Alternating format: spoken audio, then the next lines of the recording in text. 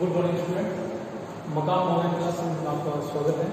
आज कल हमने जो चैप्टर शुरू किया था मानव भूगोल की प्रवृत्ति एवं विशेषण, आज उसका सेकंड पार्ट हम स्टार्ट करने जा रहे हैं। कल के चैप्टर में हमने पढ़ा था कि मानव जो भूगोल है वह भूगोल की एक शाखा भौतिक भूगोल, दूसरी शाखा आपकी मानव भूगोल। मानव भूगोल चूंकि नाम से जाएगा कि मानव की क्रियाकलापों से संबंधित ये भूगोल का एक अध्ययन क्षेत्र है, जिसके अंदर हमने कल विचारधारा में पढ़ा। उसमें हमने निश्चयवाद, संभववाद, इन विचारधाराओं का हमने अध्ययन किया। आज हम अगली विचारधारा, जिसको हम कह सकते हैं कि नवनिश्चयवाद या मध्यम मार्ग विचारधारा, जिसे रुको और जाओ भी कहा जाता है। तो ये विचारधारा गिलफर्ड टेलर, ये विचारधारा आपकी गिलफर्ड टेलर ने दी।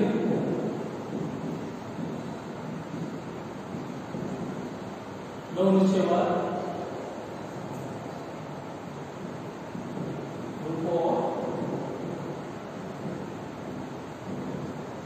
जाओ, यानी जिस प्रकार से निश्चयवाद या नियतिवाद वो ये कहता है कि मनुष्य प्रकृति के अधीन है, मनुष्य किसके अधीन है? प्रकृति के अधीन। उसी प्रकार से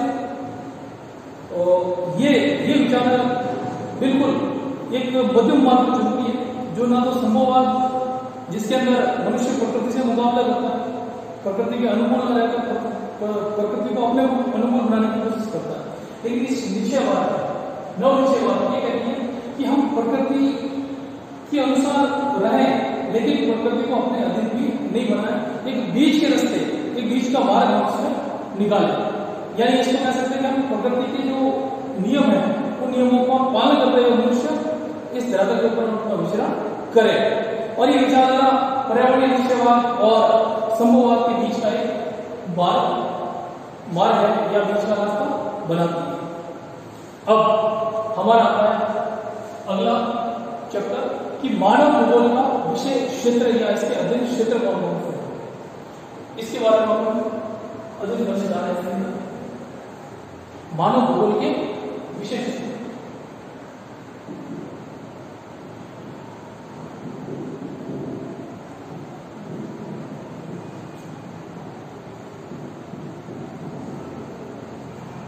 मानव भूगोल के विषय क्षेत्र, चूंकि मानव भूगोल को दो भागों में बांटा गया है, यानी हंटिंगटन अमेरिका के भूगोलविद है, उन्होंने इसको दो भागों में बांटा कि एक है भौतिक रसायन,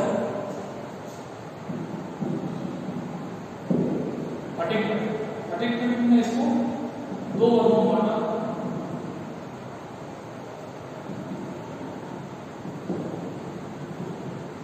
भौतिक रसायन और दूसरा उन्होंने इसका वर्ग बताया मानवीय रसायन।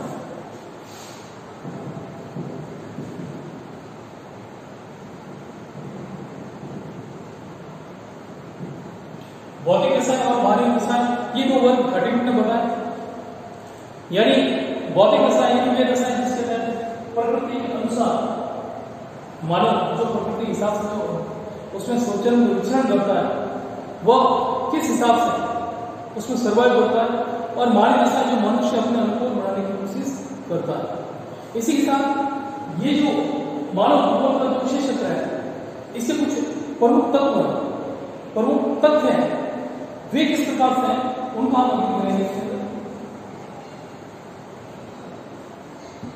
जिसमें पहला दिया है कि जनसंख्या का भौगोलिक अध्ययन, तो प्रमुख तथ्य है। प्रमुख तथ्य में पहला आता है जनसंख्या का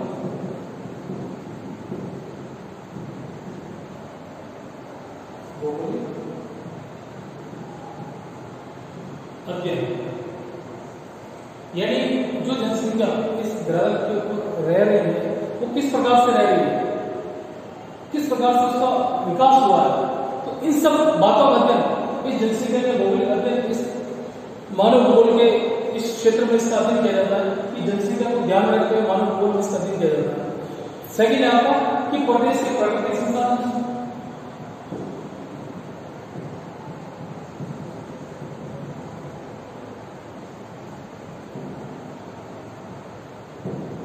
याद रहे कि इस हृदय के ऊपर न जाने कितने प्रकृति द्वारा दिए हुए रिसोर्सेज संसाधन है जो मनुष्य के काम आते हैं, मनुष्य की लाइफ को सर्वाइव करने के लिए बहुत जरूरी है।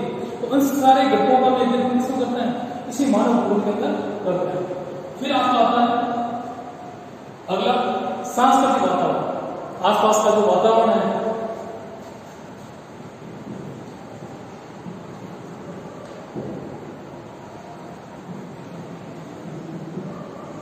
सांस्कृतिक वातावरण, आसपास का जो वातावरण उसको मनुष्य किस प्रकार से सर्वाइव करता है, किस प्रकार से वो एक कबीले से दूसरे कबीले, एक प्रजाति से दूसरी प्रजाति के बीच में वो तालमेल स्थापित करने का प्रयास करता है। इन सब का अध्ययन भी हम इसके अंदर करते हैं।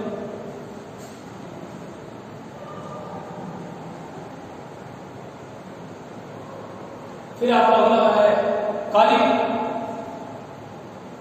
अनुक्रम।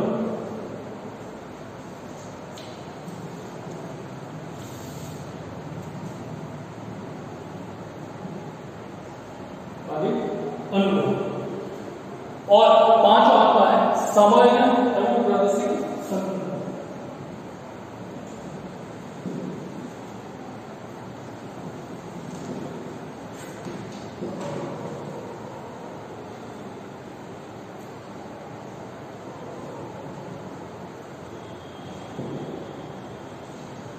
और छठा आपका आता है दूसरे प्रदेशों से संबंध।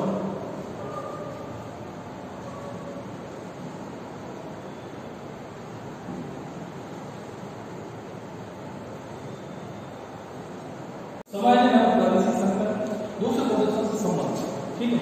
तो ये सारे ऐसे तत्व है मानव भूगोल के विशेष क्षेत्र के तत्व है जिनमें हम जो मानव भूगोल का अध्ययन करते हैं वो इसी कारण को ध्यान रखते हैं, ठीक है। ये सारे घटक है इसके। अब बात आती है कि मानव भूगोल का जो विकास इसका हुआ है तो विकास इस प्रकार से हुआ क्योंकि हम पढ़ा है कि शताब्दी में मानव भूगोल का जन्म हुआ। उसके बाद अनेक देशों में मानव भूगोल का अध्ययन किए जाने लगा।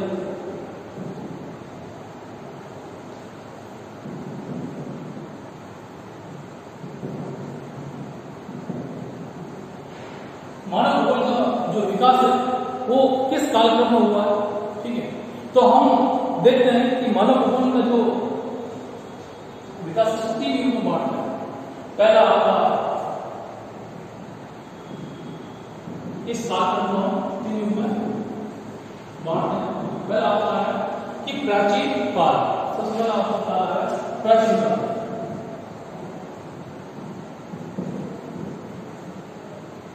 प्राचीन काल चूंकि मानव शुरू से प्रकृति के अधीन रहा, वो प्रकृति के अनुसार अपना जीवन सर्वाइव करता। उसी में हम कहते हैं कि विभिन्न जो समाज उस समय के लोग थे, प्राचीन जमाने में जो कबीले या जिस प्रकार से मानव जो रहता था तो वो एक अनुलयन क्रिया करता था उनके साथ। वो प्रकृति का दिन जिस प्रकार से प्रकृति जैसा एनवायरमेंट या जैसा मौसम प्रकृति प्रदान कर रही है उस हिसाब से वो जीवन यापन करना या जीवित रहने के प्रयास करता था। तो उसमें विभिन्न समाजों के बीच जो उसकी जो अनुलयन क्रिया हम कह सकते हैं कि वो उस समय बिल्कुल कम थी। यानी हम कह सकते हैं वो अपने जीवन सर्वाइव करने के लिए, जिंदा रहने के लिए उससे प्रयास कर रहा है। यानी उसको दूसरे समाजों के साथ या दूसरे लोगों के साथ उसका कम से कम क्रिया या मेल मिलाप उसका होता था।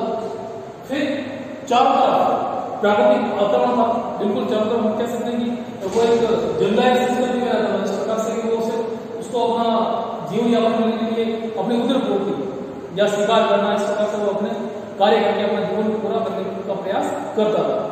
फिर उसी में बहुत सारे उसी कालक्रम को बताते हुए बहुत सारे भूगोलविदों ने बताया कि जैसे हमारे हेरोडोटस ने बताया कि भूमंडल जो जातियां हैं जो जिस प्रकार से मौसम के हिसाब से भूमंडल जातियां मौसम के हिसाब से सर्दी का मौसम आते हैं तो मैदान में आ जाएंगे और ग्रीष्मकालीन ऋतु आते हैं वो पहाड़ों में वापस चले जाएंगे। या इस प्रकार से वो क्लाइम करते हैं, क्योंकि वे प्रकृति के अधीन है, वे प्रकृति के अधीन रहना चाह रहे हैं। इसी प्रकार से उनका आना और जाना प्रकृति के अधीन है, प्रकृति के अधीन होने के कारण वे प्रकृति की एक तरीके से हम कह सकते हैं कि प्रकृति के सारे नियमों की पालना कर रहे हैं। तो ये काल है, इसी प्रकार से वो अपने इस दौर में सर्वाइव कर रहे थे, प्रकृति के अधीन है। फिर अगला काल आया आपका मध्य काल। अगला काल आपका आता है मध्य काल।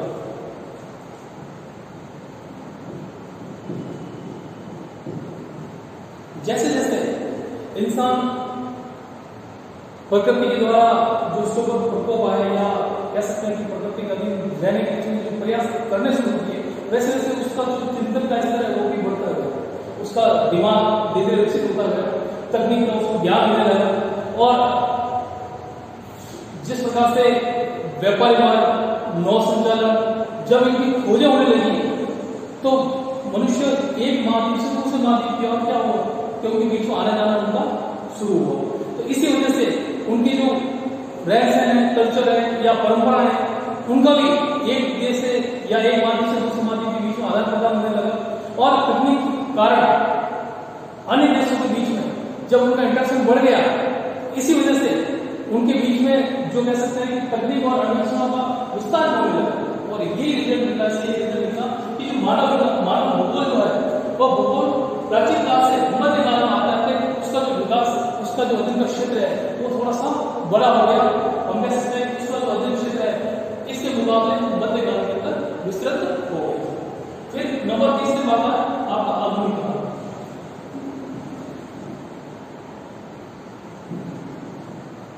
आधुनिक काल या इसको हम कह सकते हैं वर्तमान काल।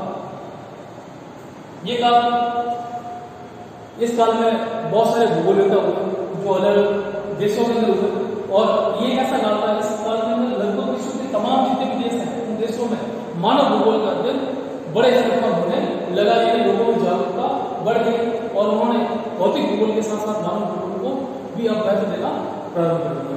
तो इसके अंदर जो भूगोलवेत्ता थे, तो मैं कुछ भूगोलवेत्ताओं का आपको जिक्र कर देता हूँ यहाँ पे, क्योंकि एग्जाम में सवाल आता है तो पूछे जाते हैं इसके बारे में, तो आपको पता होना चाहिए कौन सा भूगोलवेत्ता किस देश से था। सबसे पहले हम लेते हैं जर्मन भूगोल।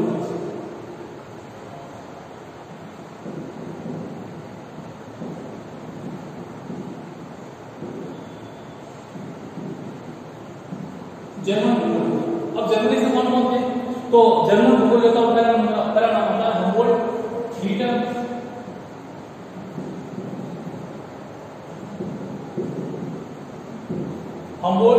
रीटर, फ्रॉबेर,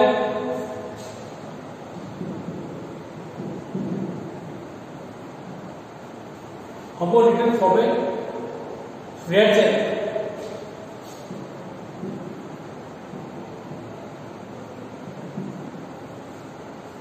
ये सारे भूगोलवेत्ता जर्मनी के थे।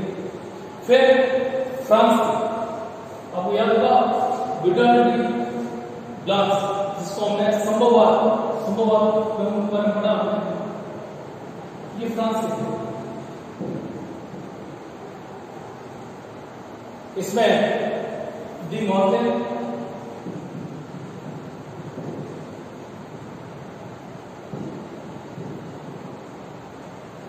विडर्न ग्लास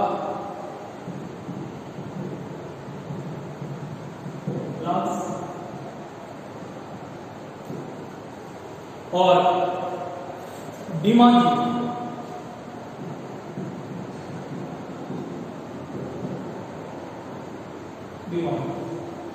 फिर तीसरे नंबर पर आता है अमेरिका।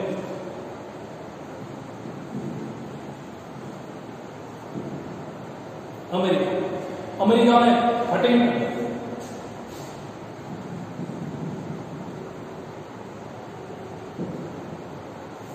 हुई जिन्होंने मानव भूगोल की जो प्रकृति है क्षेत्र है उसके अध्ययन क्षेत्र को दो वर्गों में बांटा, जैसा कि मैंने पढ़ा। फिर एलन सैंपल,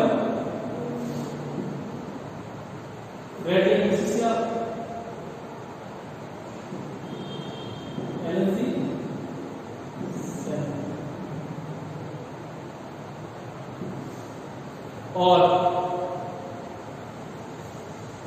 फिर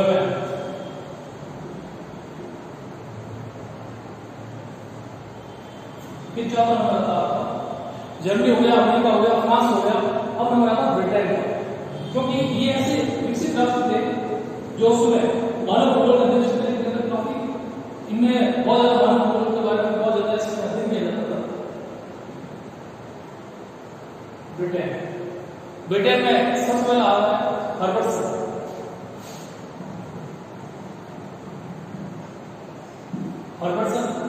फिर मैकेंडर,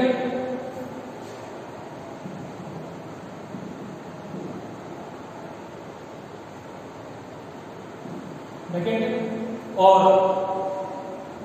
टॉक्सवी।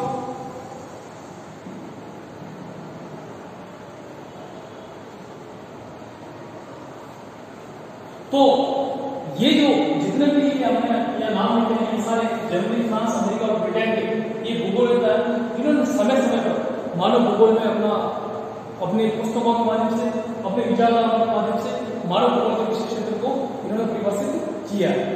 इसके बाद 20वीं शताब्दी में तो लगभग सभी देशों के अंदर मानव भूगोल होने लगा। 1930 में आकर मानव भूगोल जो है वो 2 शाखाओं में बढ़ गई, और इस प्रकार से जो मानव भूगोल का कार्यक्रम है वो आपका कंप्लीट पूरा हो गया। कल हम फिर इसी समय सेकंड चैप्टर जनसंख्या विश्व की जनजातीय के साथ हम वापस मिलेंगे।